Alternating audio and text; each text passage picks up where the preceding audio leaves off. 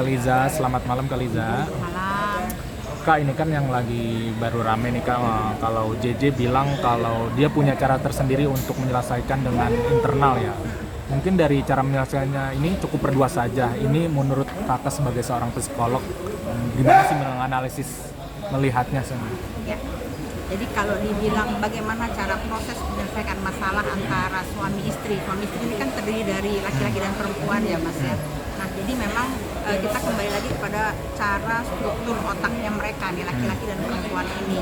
Bagaimana si laki-laki sebagai kepala keluarga yang notabene-nya memiliki ciri khas atau karakteristik berpikir dengan lebih tenang, dengan lebih sistematis ya. Akhirnya pasti dia akan mengajak sang perempuannya untuk menyelesaikan secara lebih private jadi tidak melibatkan banyak orang, nggak melibatkan banyak diskusi eksternal dan lain sebagainya. Jadi memang sepertinya di-leading oleh kepala keluarga nih kalau untuk menyelesaikan masalah di kasus yang sekarang ini. Nah mungkin kata JJ sendiri kan namanya rumah tangga, misalnya pasti ada pasang surutnya, bahagia, sedih, dan harus introspeksi. Mungkin bukan mungkin sih, analisis kakak sendiri seperti apa sih maksud dari JJ tersebut? Ya, jadi memang balik lagi kepada faktor kenapa seorang perempuan atau laki-laki ya dalam hal ini pasangan itu berselingkuh dari pasangannya, itu pasti karena ada berbagai macam alasan. Bisa saja masalah ya ekonomi, tapi kan ekonomi dalam kasus ini kayaknya enggak ya gitu ya. Namun bisa saja ketidakpuasan antar satu pasangan dengan pasangan yang lain, atau ketidakpuasan hubungan mereka yang memang harus diperbaiki nanti ke depannya. Nah, JJ kan yang akan selalu menjaga nama baik istrinya dan akan selalu melindungi istrinya. Nah, analisis walau dia sudah selingkuh kok bisa JJ masih bersikap seperti itu gitu Pak? Ya. Kalau kita lihat dari kasus yang sekarang ini, memang ada di psikologi itu namanya self forgiveness ya, memaafkan orang lain.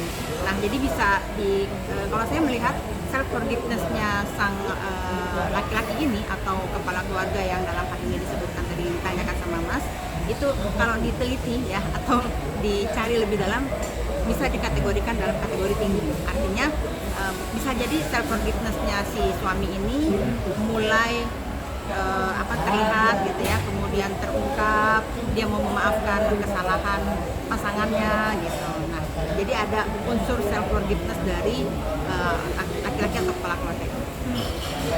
Kata JJ kan ada dua wanita yang mulia. Nah, misalnya mungkin ibu yang lahirin JJ dan ibu yang lahirin anak JJ. Maksudnya apa sih Kak itu dari pernyataan dia sendiri? Ya, jadi ini salah satu yang mendukung self forgiveness tadi ya. Kenapa si laki-laki bisa atau si korban yang diselingkuh ini bisa menerima dengan lapang dada gitu ya. Salah satunya adalah dia teringat bahwa ada figur-figur di belakang dia yang harus dia perhatikan, misalnya ibunya kah gitu ya, karena ini perempuannya ya, atau misalnya oh ternyata ini orang yang melahirkan anak-anakku begitu. Nah jadi dari teorinya self forgiveness itu memang salah satunya adalah bagaimana dia bisa memaafkan orang lain. Faktor-faktor dia harus memaafkan itu banyak, dia tadi yang disebutkan, misalnya ada ibunya, dia melahirkan anaknya. Mungkin secara memaafkan ini dia bagaimana sih Kak? Mungkin secara dalam hati tersendiri atau gimana sih Kak? Ya, kalau dibilang memaafkannya, kalau dalam hati atau misalnya terucap saja ya, nanti kita akan lihat dari masanya gitu. Jadi akan terlihat misalnya oh sebulan lagi atau seminggu lagi atau bahkan setahun lagi. Kalau memang tidak terulang, berarti self forgiveness-nya memang betul-betul real gitu ya, atau digunakan. Tapi kalau misalnya terulang kembali kemudian tidak bisa menerima, maka self forgiveness dari orang yang memaafkan ini belum tentu dikatakan baik gitu atau tinggi gitu.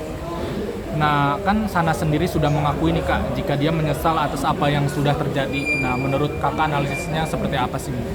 Ya, nah salah satu kenapa si misalnya pelaku ya dalam hal ini mengatakan penyesalan. Nah, jadi lagi-lagi pasangan itu setiap manusia punya self forgiveness masing-masing gitu ya, baik yang si diselingkuhi atau yang menyeling gitu. Nah, kalau untuk self forgiveness-nya yang pelaku ini berarti dia dalam proses penyesalan. Aku harus mengingat kembali untuk apa aku menikah, kemudian aku harus ingat lagi saya punya anak-anak, kemudian saya harus ingat kembali tujuan pernikahan saya apa.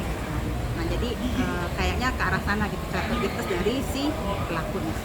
Nah, kalau Sana sendiri kan merasa dia bilang kurang bersyukur. Kakak gimana sih memandangnya sebagai Ya, seorang psikolog? jadi memang faktor dari perselingkuhan itu ya salah satunya adalah kehampaan dari misalnya rasa syukur ya. Selain tadi masalah ekonomi, ketidakpuasan dengan pasangan, yang paling terakhir adalah kehampaan dari misalnya rasa bersyukur. Jadi tingkat religi atau misalnya bagaimana dia memaknai kondisi kebersyukuran itu menjadi salah satu faktor kenapa orang berselingkuh. Berarti istilahnya ada kemungkinan nggak sih yang kakak bilang tadi kan ada kemungkinan karena faktor kondisi. Faktor kondisi ini seperti apa sih mungkin? Faktor kondisi. Nah, faktor kondisi ya tadi yang saya katakan, misalnya kalau kondisinya dia baik ya secara seksnya terpenuhi, kemudian ekonominya juga terpenuhi, kemudian rasa syukurnya juga terpenuhi, maka tidak akan yang terjadi namanya perselingkuhan. Berarti ini karena kurang yang kakak maksud barusan ya, mungkin karena dia bisa selingkuh. Ya, jadi memang faktor perselingkuhan itu kan banyak ya. Ya salah satu tadi ada rasa hampa terhadap sesuatu hal. Nah, hampa ini apa yang perlu kita cari? Jadi mungkin bisa kita tanya lebih dalam, hampanya di mana sih? Kalau dari sisi ekonomi, apakah dari sisi ketidakpuasan seks, atau misalnya dari sisi yang lain? Kalau kakak sendiri melihat sana sini hampanya di mana nih kak? Jadi kalau kita lihat bagaimana kehampaan seseorang itu kan harus melalui sesi tatap wajah ya, kita ngobrol dulu, kita perlu cari tahu lebih banyak, baru kita bisa memutuskan. Kalau misalnya kita hanya melihat dari layar, terus kemudian dengar-dengar gitu, kayaknya harus masuk ruang konseling dulu deh. Sanas kan sudah bilang menyesal dan maaf, terima kasih kepada JJ, itu gimana sih kak tanggapannya? Ya, menyesal ya. Kalau dibilang menyesal, yang tadi saya katakan ada beberapa tahapan self forgiveness. Salah satunya adalah menyesali, kemudian memahami kehidupan apa yang akan dilanjutkan setelah adanya misalnya perselingkuhan ini. Kalau dibilang menyesal, ya salah satu yang dia ungkapkan untuk memperbaiki pernikahan itu juga salah satu bukti bahwa dia menyesali kondisi yang ada sebelumnya. Nah, kalau Sanas kan sudah bilang kan akan belajar lebih baik. Kakak memandangnya seperti apa sih, mungkin melihatnya mungkin Ya, analisisnya? pasti ya yang namanya balik lagi ke teori self forgiveness mas, ya, teori pemaafan, memaafkan diri sendiri dan memaafkan orang lain. Kalau misalnya laki-laki yang diselingkuhi berarti dia memaafkan orang lain. Kalau misalnya dia yang menyelingkuhi orang lain berarti dia memaafkan diri sendiri dan akan pastinya berbuat lebih baik lagi ke depannya untuk tidak mengulangi, untuk lebih banyak berkomunikasi dengan pasangannya seperti itu. Nah kak, mungkin ada kenapa sih Sanas gak meminta maaf ke si pihak ceweknya yang Lady Nayawan, itu alasannya kenapa sih kak mungkin? Oke. Nah, ini yang salah satu harus kita telisik lebih jauh ya terkait dengan apakah saya murni yang bersalah gitu, sehingga apakah memang saya yang harus meminta maaf. Nah ini adalah pertanyaan-pertanyaan seperti kita menjawab mana lebih dulu ayam atau telur gitu ya. Nah jadi memang bisa jadi dia merasa tidak bersalah. Bisa jadi dia merasa tidak bersalah, yang bersalah bukan saya, kenapa jadi harus saya minta maaf? Bukan saya duluan yang memulai gitu kan, jadi kenapa harus saya minta maaf? Nah ini seperti itu sih mas. Berarti istilahnya kalau kakak bilang tadi berarti dia gak merasa bersalah karena kan bukan dia sendiri yang memulai untuk adanya perselingkuhan ini berarti? Ya bisa jadi, jadi memang perselingkuhan itu kan dimulainya bukan hanya dari satu orang ya, jadi bisa dari si laki-laki lebih dulu kemudian disambut oleh sang perempuan, atau sang perempuan lebih dulu kemudian disambut oleh sang laki-laki. Nah yang seperti ini akhirnya membuat seseorang menjadi bukan saya yang bersalah, kenapa saya minta maaf gitu. Berarti masih enggan ya mungkin karena dia sendiri gak ngerasa gue bersalah gitu. Tapi ada faktor lain dia mesti kak? Ya, dibilang merasa bersalah bisa jadi merasa bersalah, atau buktinya dia memperbaiki hubungan gitu kan.